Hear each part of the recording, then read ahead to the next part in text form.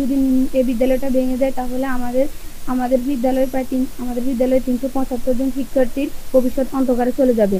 তারা পড়ালেখা করতে পারবে না। এখান থেকে তারা যদি চলে যায় তাহলে তাদের ভবিষ্যৎ অনিশ্চয়তা। এখান থেকে নদী ঘরে বিলীন হয়ে বর্তমানে 7 থেকে 8টা স্কুল আছে। সেই সব শিক্ষকগুলা তাদের হতাশাগ্রস্ত হয়ে তারা বিভিন্ন প্রতিষ্ঠানে বা বিভিন্ন জায়গায় তারা পরিবার পরিজন চালানোর জন্য তারা বিভিন্ন জায়গায় কর্মরত হয়ে গেছে। আমার স্কুলটা 2 নং সানন্দ ইউনিয়নের আলাদা গ্রাম ছিল। 2023 সালে এটা নদীগর্ভে বিলীন হয়ে যায়। কিন্তু আমরা 4 জন শিক্ষকের মধ্যে আমি এখন বর্তমানে নদী ভাঙ্গার কারণে কোনো কর্মসংস্থান না হওয়ার কারণে একটা ফার্মেসিতে আছি, ফার্মেসি চালাইতেছি। আর আমাদের শিক্ষকগুলা বিভিন্ন এনজিও বা বিভিন্ন প্রতিষ্ঠানে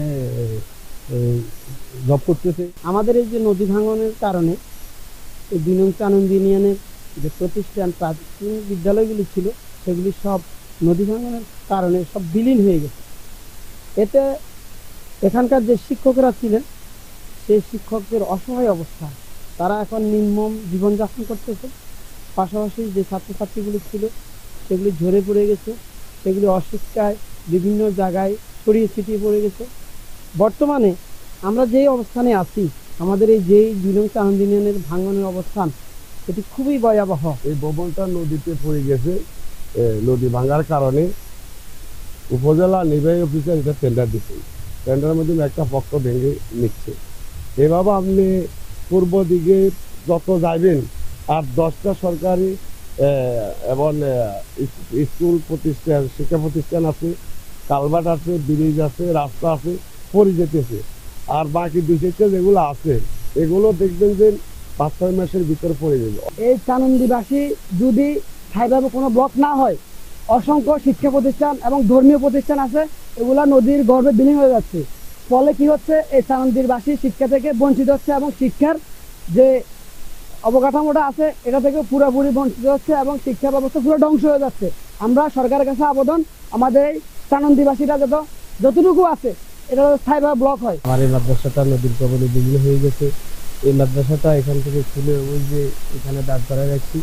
অসংখ্য শিক্ষার্থী ছিল, প্রায় 350-এর মতো আমাদের শিক্ষার্থী ছিল। এখন অনেক শিক্ষার্থী চলে গেছে। কিছু শিক্ষার্থীকে আমার পাশে দিয়ে যে নদীর পাড়ে বাড়ি, ওই বাড়িতে ক্লাস করাচ্ছি। আমি নূতন কর্তৃপক্ষের কাছে একটাই আবেদন জানাচ্ছি, এই যে মেঘনা নদীর কবলে যে জমিগুলো ধ্বংস হয়ে যাচ্ছে, যে প্রতিষ্ঠানগুলো ধ্বংস হয়ে যাচ্ছে, আপনাদের কাছে একটি আকুল আবেদন, আপনারা আমাদেরকে সহযোগিতা করে এখানে ব্লক বাঁধের ব্যবস্থাটা করার জন্য বিশেষভাবে অনুরোধ করছি। কিছু ক্ষেত্রে জাস্ট আমরা এটা রিপেয়ার জন্য বা পুনরায় কার্যক্রমগুলো চলমান রয়েছে। এখানে জানেন নদীর গতি প্রকৃতি, এখানে চর সৃষ্টি হচ্ছে, অনেকগুলো বড় বড় চর সৃষ্টি হচ্ছে। যে নদীর ভাঙনটা এত পরিমাণ তীব্র, চারদিকে মেঘনা, সন্দ্বীপ চ্যানেল এবং বঙ্গোপসাগরের যে যৌথ একটা প্রভাব আসলে এই এলাকা রয়েছে, যার জন্য আমাদের যে পরিমাণ কার্যক্রম পরিচালনা করা দরকার, তার আপৎকালীন যে কাজগুলো আমরা করছি তা সেই প্রয়োজনের যদি বলি অরিজিনাল যতটুকু দরকার তার চেয়ে খুবই সামান্য। তো আমরা চেষ্টা করছি, আমরা আমাদের সাধ্যমতো